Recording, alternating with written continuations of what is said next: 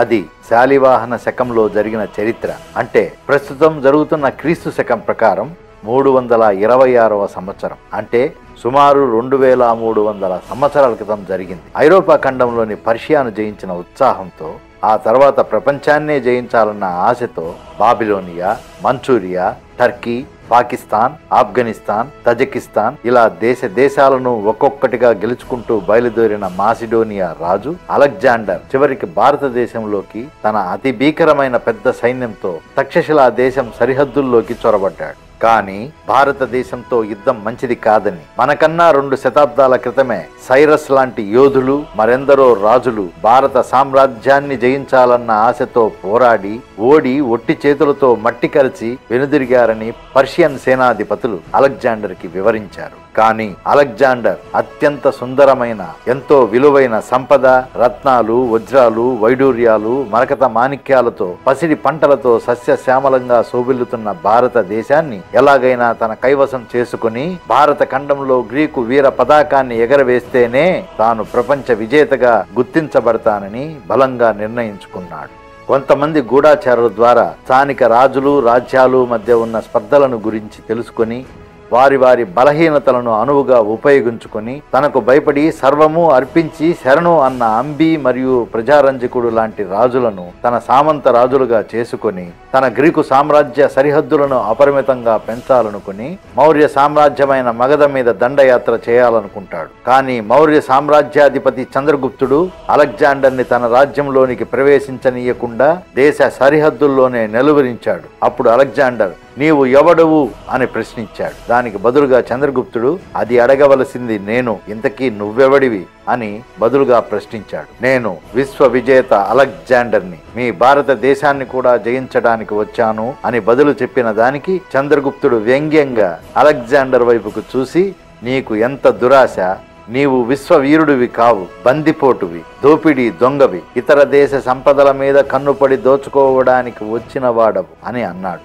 దానికి కోపంతో కన్నెర చేసిన అలెగ్జాండర్, నేను మా జగద్గురువు అఖిల లోక తత్వవేత్త అయిన అరిస్టాటిల్ ఆదేశానుసారం సర్వమానవ సమానత్వమును ఈ ప్రపంచమున స్థాపించవచ్చిన జగజ్జేతను అని గట్టిగా చెప్పగా, నీవు మా స్వజనుడివి కావు, సోదరుడివి కావు, దాయాదివి కూడా కావు, అసలు మమ్మల్ని ఉద్ధరించడానికి వచ్చిన వాడివి కానే కావు, కేవలం ధనాకాంక్షతో వచ్చిన విదేశీయుడివి. నీవు నా దేశాన్ని దోచుకోవడానికే వచ్చావు, కానీ నేను నా దేశాన్ని రక్షించుకోవడానికి నీకు ఎదురు నిలిచాను. నీవు నిజమైన వీరుడివైతే నాతో ద్వంద్వ యుద్ధం అంటే హ్యాండ్ టు హ్యాండ్ ఫైట్ చేసి నీ గురువాజ్ఞ సమస్యను పరిష్కరించుకో అని చంద్రగుప్తుడు అలెగ్జాండర్ కి చెప్పాడు. తరువాత అలెగ్జాండర్ యుద్ధానికి దిగాడు. ఇద్దరి మధ్య హోరాహోరిగా పోరు జరుగుతూ ఉంది. ఆ సమయంలో చంద్రగుప్తుడికి మంత్రి మరియు గురువు అయిన చాణక్యుడు అక్కడికి వచ్చి కల్పించుకుని యుద్ధం ఆపమని చంద్రగుప్తుడిని ఆజ్ఞాపిస్తాడు. గురుదేవుని ఆజ్ఞ మేరకు చంద్రగుప్తుడు యుద్ధం ఆపుతాడు. అలెగ్జాండర్ ఆశ్చర్యంగా చాణక్యుని వైపు చూసి చంద్రగుప్తుని వైపుకు తిరిగి, శభాష్, గురువు ఆజ్ఞను తూచా తప్పకుండా శిరసా వహించే మీ గురు శిష్యుల అనుబంధం పరమాద్భుతం, ఇంతవరకు నేను చూడని మహా అద్భుతం అని అంటూ, నా గురువైన అరిస్టాటిల్కు తప్ప ఇంతవరకు ఎవరికి తలవంచని నేను మీ గురువు గారి క్రమశిక్షణ పద్ధతినే కాక ఆయన తేజో రూపమునకు కూడా నమస్కరిస్తున్నాను. ఇప్పుడు నాకు మీపై కలిగిన గౌరవంతో మగధను మినహాయించి నా విజయ యాత్రను కొనసాగిస్తానని అలెగ్జాండర్ అక్కడి నుండి తక్షశిల వైపుకు బయలుదేరుతాడు. కొందరు గ్రీకు రచయితల వివరణ ప్రకారం ప్రస్తుతం పంజాబ్లో ఉన్న జీలం మరియు చినాబ్ అనే నదుల మధ్య ప్రాంతమైన తక్షశిలని పురుషోత్తముడు అనే రాజు పరిపాలించినట్లుగా వారి రచనల ద్వారా తెలుస్తుంది. అలెగ్జాండర్ చేసిన అన్ని యుద్ధాల కన్నా జీలం నదీ యుద్ధం అతి కష్టతరమైనదిగా వారు వివరించారు. నిజానికి అలెగ్జాండర్ చేసిన చివరి యుద్ధం కూడా అదే. గౌగమేలా యుద్ధంలో 2 లక్షల సైన్యాన్ని గెలిచినప్పుడు, ఐసూస్ యుద్ధంలో విజయం సాధించినప్పుడు కూడా పర్షియన్లు సంబరాలు చేసుకోలేదు. కానీ పురుషోత్తముడితో జరుగుతున్న యుద్ధ సమయంలో విశ్రాంతి వేళలలో పర్షియన్లు సంబరాలు చేసుకునేవారు. దానికి కారణం మనం చాలా అదృష్టవంతులమని, భారత గజబల సైన్యం నుండి ప్రాణాలతో బయటపడ్డామని ఆనందపడేవారు. మరుసటి రోజు యుద్ధానికి భయపడుతూ అయిష్టంగానే వెళ్లేవాళ్ళు. కేవలం 30,000 మంది సైన్యం, 3,000 రథాలు, 300 ఏనుగులతోనే పురుషోత్తముడి శౌర్య పరాక్రమాలను చవిచూచిన అలెగ్జాండర్ కి విపరీతమైన భయం కలిగింది. అంతటి భయం కలగడానికి మరొక కారణం కూడా ఉంది. యుద్ధంలో పురుషోత్తముడి ధైర్య సాహసాలకు, మనోనిబ్బరానికి, యుద్ధ నైపుణ్యానికి, వ్యూహానికి అలెగ్జాండర్ భయపడ్డాడు. యుద్ధంలో అలెగ్జాండర్ యొక్క గుర్రం బిషాఫలస్ గాయపడి మరణించింది. క్రీస్తు శకం 344లో అలెగ్జాండర్ తన 13 సంవత్సరాల వయసులో తన తండ్రితో పందెం కాచి మరీ గెలుచుకున్న గుర్రం అది. అలెగ్జాండర్ యూరోప్ నుండి ఆసియా ఖండం వరకు తాను సాధించిన ప్రతి ఒక్క విజయం దాని మీద సవారు చేస్తూ సాధించినదే కాబట్టి అది మరణించినప్పుడు చాలా తీవ్రమైనటువంటి విచారానికి గురయ్యాడు. దానికి తోడు మరోవైపు ప్లేగు వ్యాధి కారణంగా తన సైనికులు చనిపోవటం అలెగ్జాండర్ కృంగదీశాయి. ఈ విషయాన్ని గమనించిన అలెగ్జాండర్ భార్యలలో ఒకరైన భారతదేశానికి చెందిన రక్షణ అలియాస్ రొక్సోనాకు యుద్ధంలో తన భర్త ప్రాణాలను, సైనికుల ప్రాణాలను కాపాడుకోవాలనే ఆలోచన కలిగింది. వెంటనే రొక్సోనా పవిత్ర దారాన్ని అంటే రాఖీని తీసుకుని పురుషోత్తమ రాజుని కలిసింది.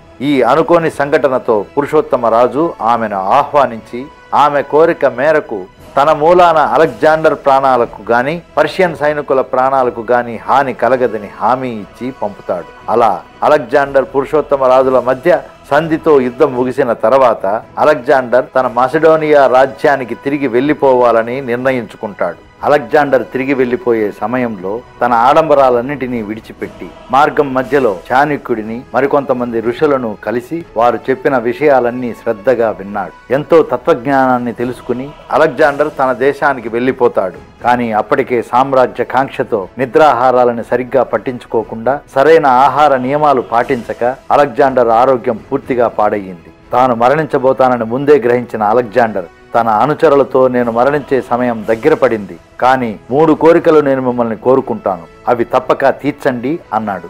అందరూ సరే అని తలలు ఊపి అలెగ్జాండర్ వైపుకు చూశారు.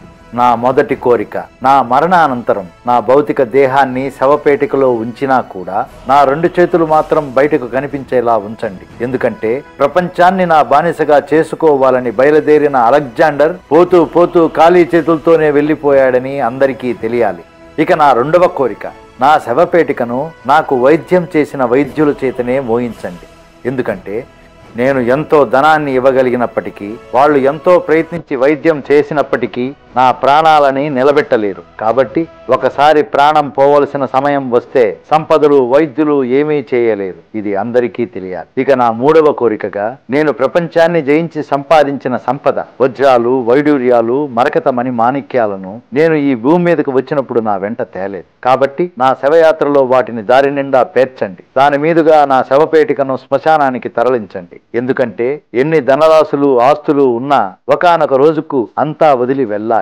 అందుకే కేవలం సిరి సంపదలే ధ్యేయంగా పూర్తిగా జీవితాన్ని గడిపిన నాలా కాకుండా ఆ సంపదల కన్నా విలువైన జీవిత మాధుర్యాన్ని కోల్పోకూడదని అందరికీ తెలియాలి అని అలెగ్జాండర్ కన్ను మూశాడు. అలా విశ్వ విజేత అయిన ఖాళీ చేతులతో, ప్రశాంతత లేని మనస్సుతో ఈ లోకాన్ని విడిచి వెళ్ళాడు. ఇంత చిన్న వయసులో ఇంతటి గొప్ప సామ్రాజ్యాన్ని నిర్మించి 323 జూన్ 9వ తేదీన తన 33వ ఏట మరణించిన చరిత్ర ప్రసిద్ధుడైన అలెగ్జాండర్ ది గ్రేట్